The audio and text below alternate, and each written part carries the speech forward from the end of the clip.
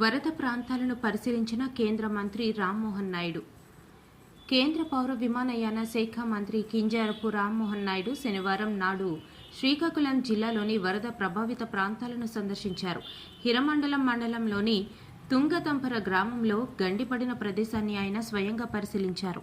అక్కడ సాగు భూములు, రహదారులు మరియు ప్రజల ఇబ్బందులను వివరంగా తెలుసుకున్నారు. పంట నష్టంపై స్పష్టమైన నివేదికలు తయారు చేయాలని, పంటను కాపాడుకోవడానికి వ్యవసాయ అధికారులు క్షేత్రస్థాయిలో చర్యలు చేపట్టాలని ఆదేశించారు. జిల్లా స్థాయి అధికారులతో సమావేశమై ఇబ్బందికి గల కారణాలను సమీక్షించారు. పునరుద్ధరణ చర్యలను వేగవంతం చేయాలని ఆదేశించారు. నదీ పరివాహక ప్రాంతాల్లో గట్లు బలహీనంగా ఉన్న చోట వాటిని పటిష్టం చేయాలని సూచించారు. గ్రామస్తులతో మాట్లాడి అవసరమైన సహాయ చర్యలను సమయానుకూలంగా చేపడతామని భరోసా ఇచ్చారు. కేంద్ర రాష్ట్ర ప్రభుత్వాలు ఎల్లప్పుడూ ప్రజాసేవకై నిమగ్నమై ఉన్నాయని, విపత్తుల సమయంలో అవసరమైన సహాయక చర్యలను యుద్ధ ప్రాతిపదికన అందజేస్తామని మంత్రి తెలిపారు. ఈ పరిశీలనలో కేంద్ర మంత్రి రామ్మోహన్ నాయుడుతో పాటు జిల్లా collector Swapnil Dinakar Pundkar, SP Maheshwar Reddy, joint collector Farman Ahmed Khan, మాజీ ఎమ్మెల్యే కలమట వెంకటరమణ, టీడీపీ నాయకులు మామిడి సాయి గణేష్, అరవల రవీంద్ర తదితరులు పాల్గొన్నారు.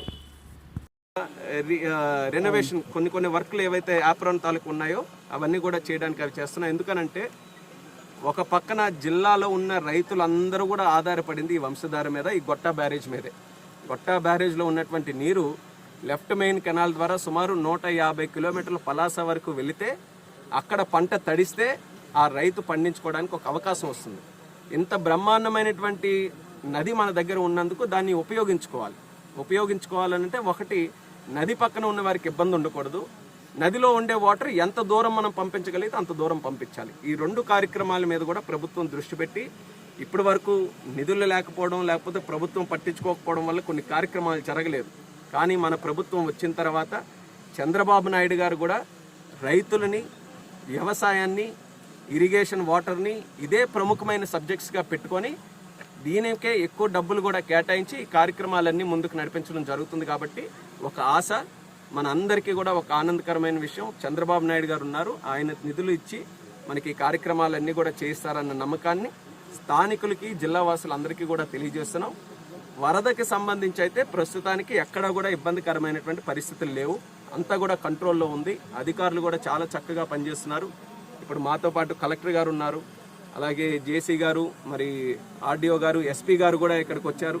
అందరూ కూడా అధికారులందరూ కూడా ఒక టీం వర్క్ చేస్తూ 2 రోజుల్లో మనకి గత 8 సంవత్సరాలు కూడా ఎంత ఉప్పొంగలేదు ఎప్పుడు కూడా వంశధార.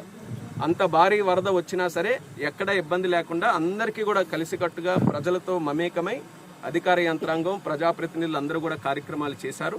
మరి అదే రకంగా భవిష్యత్తులో చేసే కార్యక్రమాలు కూడా అందరూ సపోర్టుగా ఉండి, మనం ముఖ్యంగా రైతులకు ఇబ్బంది ఉండకూడదు, నది పక్కన ఉండే గ్రామాలు ఇబ్బంది పడకూడదు, ఆ ఉద్దేశంతో మిగతా కార్యక్రమాలు కూడా చేస్తాం.